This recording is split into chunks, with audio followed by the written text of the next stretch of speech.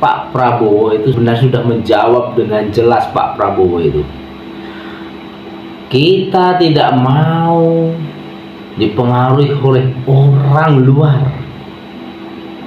Kita harus menjadi negara yang kuat, jangan sampai terpecah belah. Itulah jawaban sebenarnya Pak Prabowo itu menolak 8 butir tanah.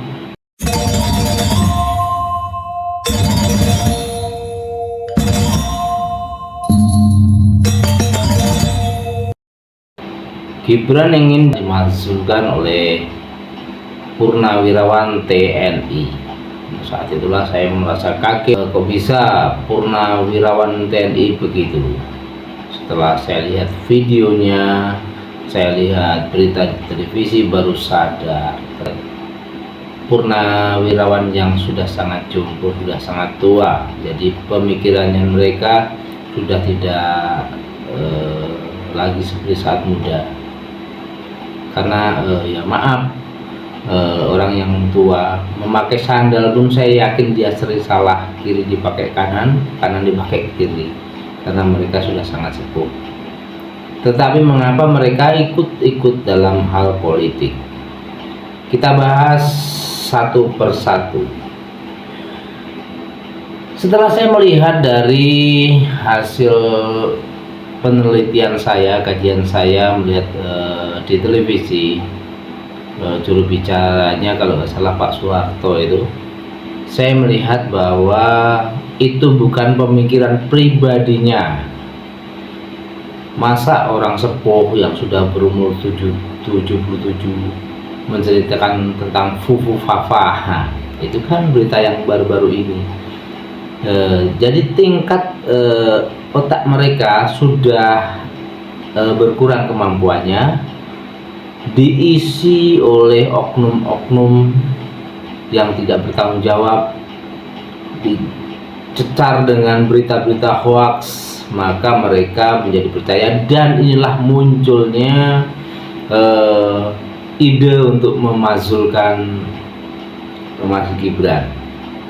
Saya sangat panas dengan berita ini karena saya pendukung sejati Mas Gibran.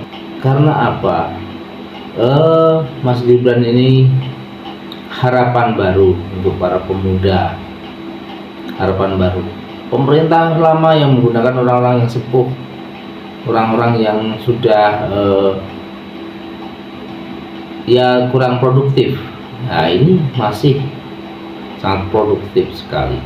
Jangankan bapak-bapak Purnawirawan, saya saja berkata-kata kadang-kadang kebalik-balik. Apalagi yang sudah sepuh 90, 70, 80, itu saya jamin pakai sandal pun kiri dipakai kanan, kanan dipakai kiri. Mandi pun lupa, seharusnya disiram kepala, disiram di tempat lain. Karena apa? Karena memang sudah tidak, sebenarnya sudah secara manusiawi sudah tidak bisa untuk berpikir ke situ. Mereka dicecar dengan berita-berita hoax dan akhirnya terbawa arus. Itu yang pertama. Yang kedua, saya lihat di situ ada Refli Harun dan ada dikatakan dia bicara tentang hal-hal fufafa itu yang berasal dari Roy Suryo. Mereka pensiunan atau purnawirawan itu dan sudah disuguhi hal-hal yang seperti itu, ya udah tertanam dalam pikirannya bahwa itu yang benar, dan dia tidak pernah, saya yakin dia tidak terjun langsung ke masyarakat yang benar-benar mendukung Mas Gibran. Ya, saya jauh-jauh dulu, di waktu itu saya masih di Kupang, saya berjalan hampir 2 kilo untuk ke TPS itu dengan membawa teman-teman kita, pekerja-pekerja yang merantau di sana. Kita berjalan hanya untuk memilih Mas Gibran, dan di sana menang telak. Diperkirakan hanya mendapat 15%, tetapi kebalikannya mendapat 85%, dan itu tanpa uang, tidak diberi sama sekali. Nah, itu yang pertama. Yang kedua, mengapa Purnawirawan bisa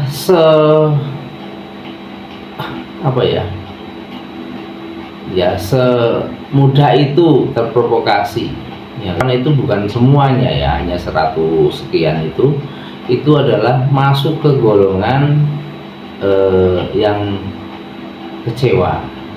Kecewa bukan kecewa karena dia tidak mendapatkan jabatan, tidak mungkin orang mbah-mbah, orang sudah sepuh mendapatkan jabatan, tetapi dia kecewa karena kekalahan. Pasti dia punya hati mendukung ini ya, kalah. Atau Purnawirawan yang ikut politik, terjun politik, tetapi salah tempat. Dia seharusnya berpikir netral, tapi dia mendudukkan diri bersama orang-orang seperti Refli Harun, Roy Suryo dan yang lain-lain itu salah tempat, seperti itu. Masuk golongan mereka, masuk golongan yang sebenarnya tahu dia itu salah, tetapi memang ingin menggodok ini sebagai hal yang benar. Dengan tuduhan ijazah palsu, dia gagal. Dengan tuduhan yang lain-lain, Gibran katanya terkena hal-hal yang drugs atau yang apa-apa itu karena hanya melihat mata. Ya sudah. Yang ketiga,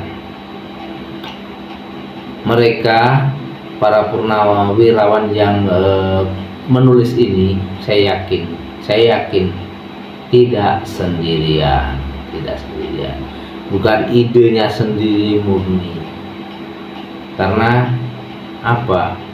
Ya jelas dia tidak akan berpikir, dia akan memikirkan nikmati hidup, udah sepuh, tapi mereka masih semangat.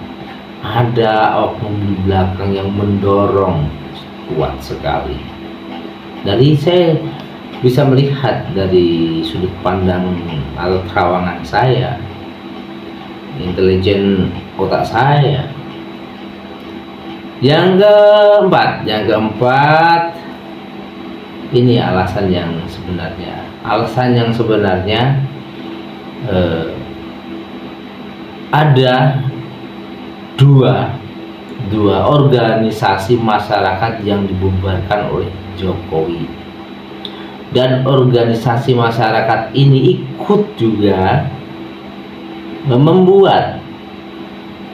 membuat salah satu atau dari 8 butir itu ada salah satu, itu Rizik ya, sudah tahu mengapa. Nah ternyata otak sebenarnya itu orang luar. Makanya Pak Prabowo itu sebenarnya sudah menjawab dengan jelas. Pak Prabowo itu, kita tidak mau dipengaruhi oleh orang luar, kita harus menjadi negara yang kuat, jangan sampai terpecah belah. Itulah jawaban sebenarnya Pak Prabowo itu menolak 8 butir tadi.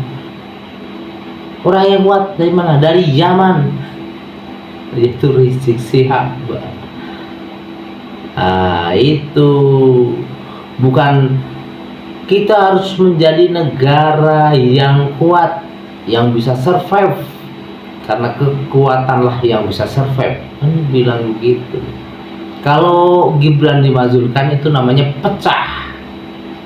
Itu bos. Tapi ya ada yang berkomentar, wah Pak Prabowo tidak menjawab apa ya. Itu salah. Itu pemikiran yang kurang. Yaitu pengaruh umur tadi. Ada yang muda sih, waktu itu saya melihat di televisi, katanya ini seandainya Gibran diikutkan di situ itu tambah ramai. Bukan begitu bos. Sebenarnya Pak Prabowo ini sudah menjawab dengan tegas, lugas, dan benar-benar sudah tidak bisa dikatakan tidak menjawab atau 50-50, tapi Pak Prabowo sudah menjawab dengan tegas dan lugas. Saya presiden yang akan membela rakyat, tidak membela Purnawirawan. Rakyat yang memilih dia rakyat yang masih setuju untuk Prabowo maju, dan rakyat yang mau ikut bersama dia, yang tadi kemarin tidak memilih dia tapi tetap bersama dia. Gitu lalu berpikir. Prabowo itu menjawabnya dengan hal-hal yang kalau kita netral, kita sudah tahu jawabannya.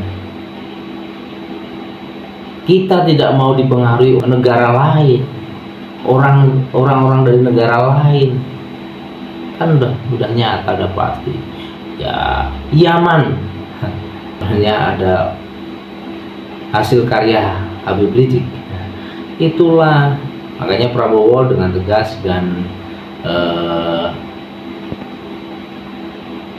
dengan semangat yang 45 menjawabnya, tapi mereka belum paham.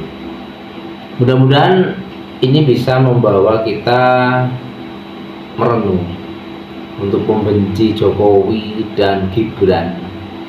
Ini merenung. Sebenarnya mereka itu sudah salah langkah. Prabowo Gibran itu dipilih oleh masyarakat langsung itu kita mencoblos. Dan mengapa para purnawirawan agak tidak percaya? Karena sudah dirasuki oleh orang-orang yang sakit hati. Tidak semua purnawirawan, ada yang muda-muda yang masih 60 sekian itu ya yang masih rasional, itu pasti tidak menuntut.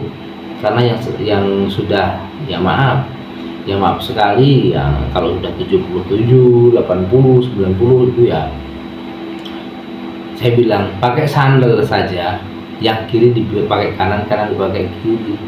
Apalagi hal-hal yang penting seperti ini sudah tidak layak didengar juga seharusnya. Kita rata-rata takut dengan kebiasaan dulu. Kalau mantan tentara itu kalau bicara nanti begini. Kita tidak usah takut. Negara ini negara hukum, dan mereka sudah pensiun. Mereka sudah tidak punya kekuasaan lagi. Memang mereka berjasa, tapi kalau mereka sudah membelot dari NKRI, mereka adalah pemberontak sebenarnya.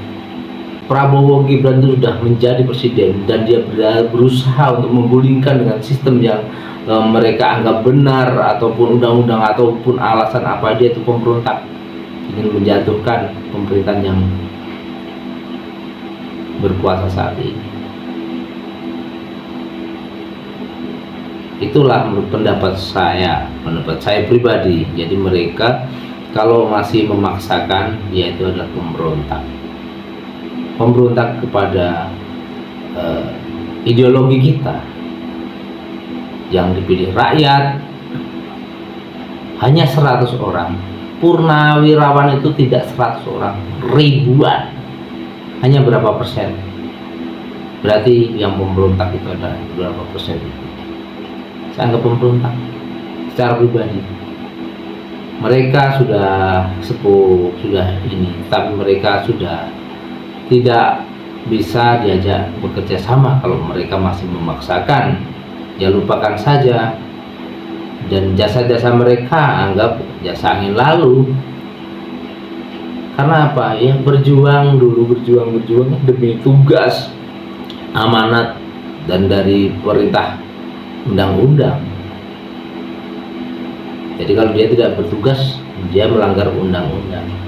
Sekarang dia berusaha merusak undang-undang itu yang sudah ada. Nah, itu kan namanya pemberontak. Itulah pendapat pribadi saya. Kalau salah ya mohon dikoreksi di komentar. Kalau benar ya ayo kita dukung Prabowo Gibran ini untuk maju sampai 2029, dan sukses selalu untuk Mas Gibran. Semangat memperjuangkan kaum muda, dan Pak Prabowo semangat untuk memberi sedikit didikan pada seniornya, bahwa mereka, dan mengingatkan bahwa mereka ini sudah sepuh udah tua, udah daya ingatnya udah kurang, ya untuk berusaha menjauhkan dari politik dulu, karena pasti salah dan salah. Itulah. Oke, jumpa lagi di waktu dan kesempatan. Dadah.